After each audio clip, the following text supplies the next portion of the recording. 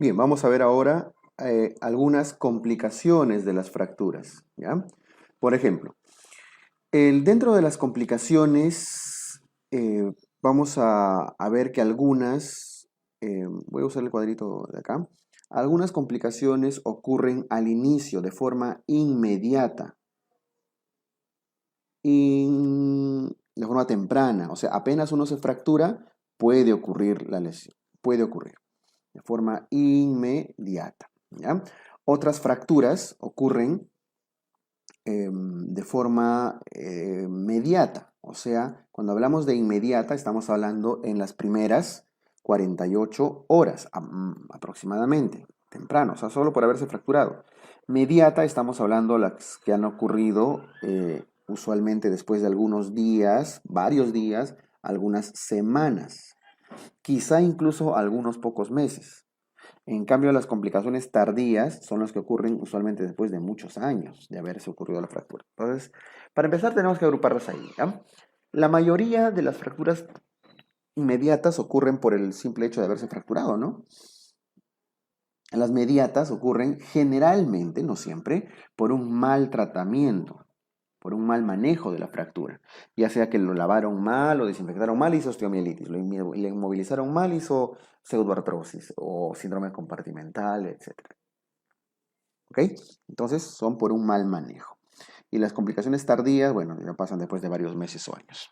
¿Listo?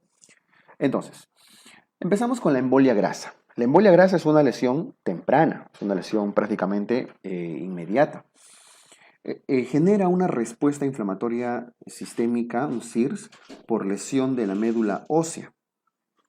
O sea, se rompe un hueso, generalmente un hueso largo, estoy poniendo ahí el huesito, ¿sí? Se rompe el huesito y libera médula ósea al torrente sanguíneo.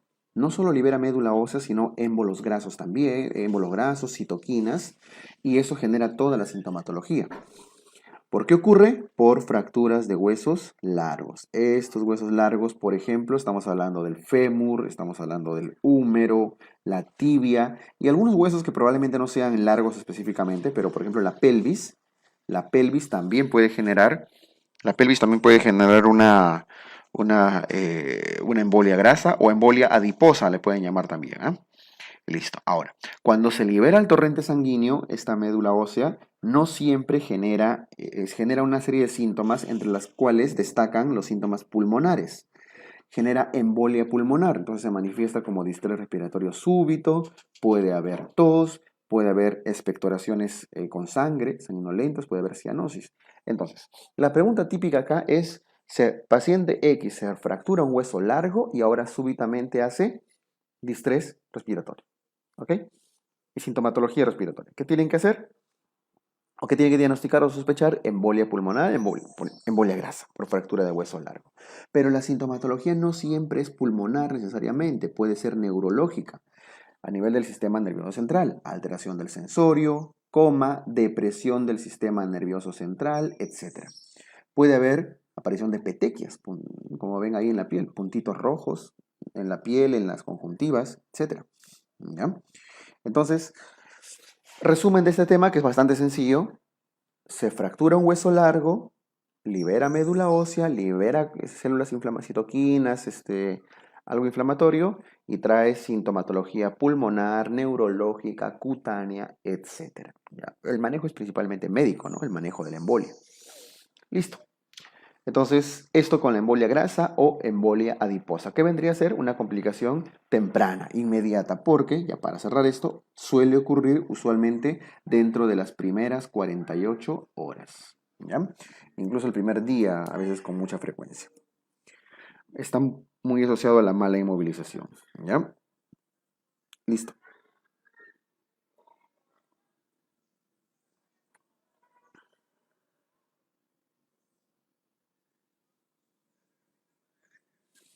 Luego vienen otras lesiones, otras complicaciones como la necrosis avascular. A la necrosis avascular también se le llama necrosis aséptica, porque no es una necrosis por infección, es aséptico.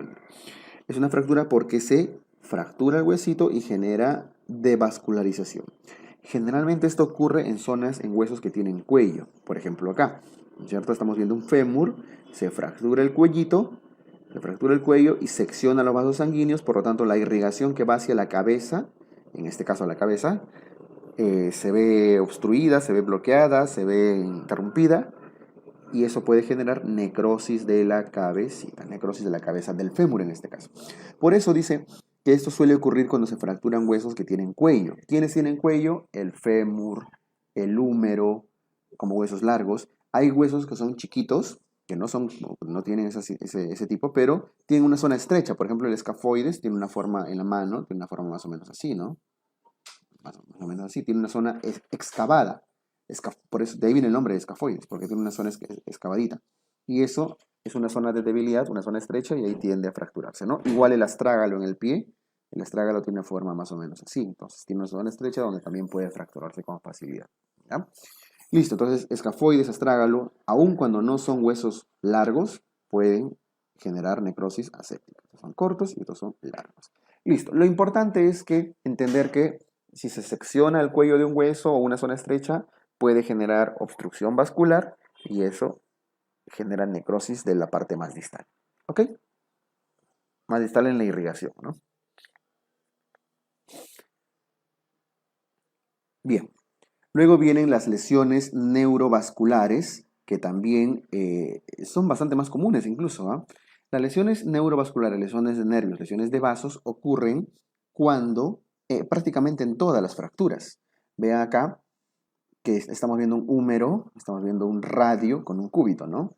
Al otro lado también, es el mismo hueso, la misma articulación. En ambos casos estamos viendo fracturas que están por encima de los cóndilos del húmero. ¿Cómo se llama eso? Fracturas supracondilias, ¿cierto? Supracondilias, porque están por encima de los cóndilos. Entonces, toda lesión, toda fractura, como ven, aquí estamos poniendo de ejemplo una fractura supracondilia del húmero, puede lesionar algún nervio, alguna arteria o ambos. Por ejemplo, aquí que está lesionando el nervio radial, porque este es el radio, ¿no? En este tipo, la misma fractura puede lesionar el nervio radial o puede lesionar al otro lado el nervio mediano con la arteria cubital. Es la misma fractura. ¿De qué depende? De la desviación, ya sea en varo o en valgo. ¿Ya? Listo. Entonces, las lesiones neurovasculares son prácticamente de las lesiones más frecuentes. Tanto estas lesiones neurovasculares como las lesiones avasculares al otro lado son complicaciones inmediatas o al menos tempranas. Solo por el hecho de haberse fracturado podría tener gran riesgo de lesionar esto.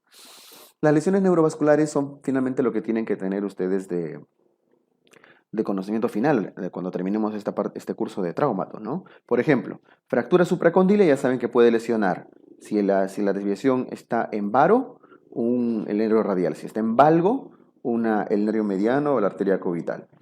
Una fractura de clavícula lesiona el plexo braquial. Una fractura de tibia lesiona el nervio peroneo profundo, ¿cierto? Y así, una lesión del húmero en la diáfisis, nervio radial. Y así van a ir viendo cada lesión neurovascular con cada fractura. Una lesión del cuello del húmero, los vasos circunflejos, nervio axilar. Una fractura de coles, el nervio mediano. Ya eso vamos a ir viéndolo con cada lesión. ¿Listo? Ahora, vamos con el síndrome compartimental.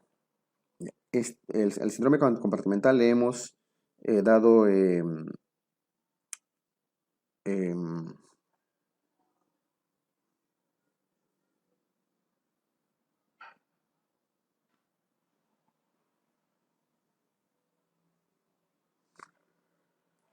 hemos dado una diapositiva completa por la importancia del tema, ¿no? Bien. ¿Qué cosa es el síndrome compartimental? Ahí está escrito todo. Es la elevación de la presión intracompartimental, elevación de la presión intrafacial, intratisular, intraaponeurótica, etc. Diferentes nombres puede recibir. O sea, por dentro de los compartimentos aumenta la presión, ¿no es cierto? Las zonas más frecuentes son la pierna y el antebrazo. Son las dos más frecuentes. La pierna específicamente por fractura de tibia. Ahora, no siempre es por fractura, ¿eh? Si bien es una de las causas más comunes. ¿Podría haber síndrome compartimental sin fractura? Sí. Viene alguien, estamos viendo acá a la derecha una imagen de la pierna, ¿no? La piernita con sus compartimentos. Viene alguien y les patea por detrás, demostrándoles todo su cariño, ¿verdad? Acá. y genera un edema, un sangrado muscular. Entonces, podría haber un síndrome compartimental sin necesidad que haya fractura ósea, ¿ya? Pero bueno, esto ocurre más en la pierna y en segundo lugar en el antebrazo. En la pierna vemos que hay varios compartimentos, específicamente 4. Esta es la tibia, este es el peroné, este viene a ser el compartimento anterior, el que está de azul, el verde viene a ser el compartimento lateral, y los dos de atrás, morado y azul, vienen a ser los compartimentos posteriores. Hay un posterior profundo y un posterior superficial. Esos son los 4, eso es un poco de anatomía, ¿no? Compartimento anterior, compartimento lateral, posterior profundo, posterior superficial.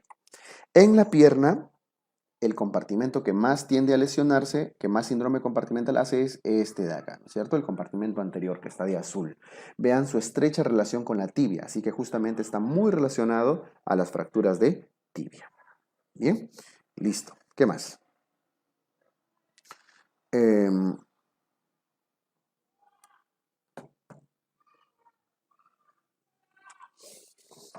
la pierna, el compartimento lo más frecuente es el compartimento anterior. Por cierto, ¿qué estructuras hay en el compartimento anterior? Están los músculos tibiales anteriores, la arteria tibial anterior, la vena tibial anterior, el nervio tibial anterior.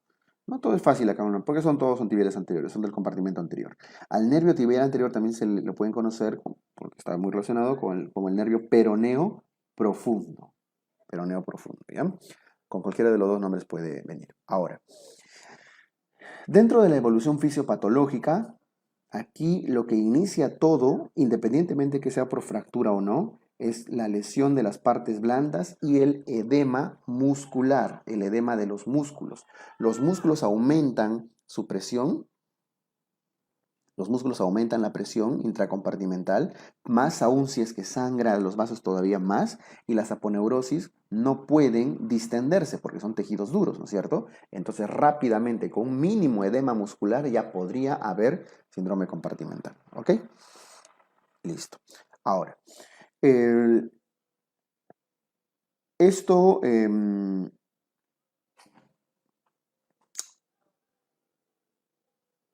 Esto como el mecanismo que inicia todo, la lesión de partes blandas y el edema muscular. La clínica es lo más preguntado, está resaltadito.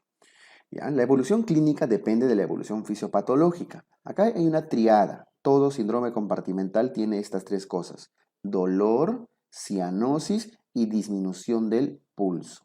No solamente es una triada, sino también una secuencia. Si nosotros hacemos un pequeño esquemita, ya que es una pierna, un muslo, una pierna, su pie, más o menos así, ¿ya? Se rompe un huesito. Estamos solo esquematizando. Se rompe el huesito, en este caso la tibia.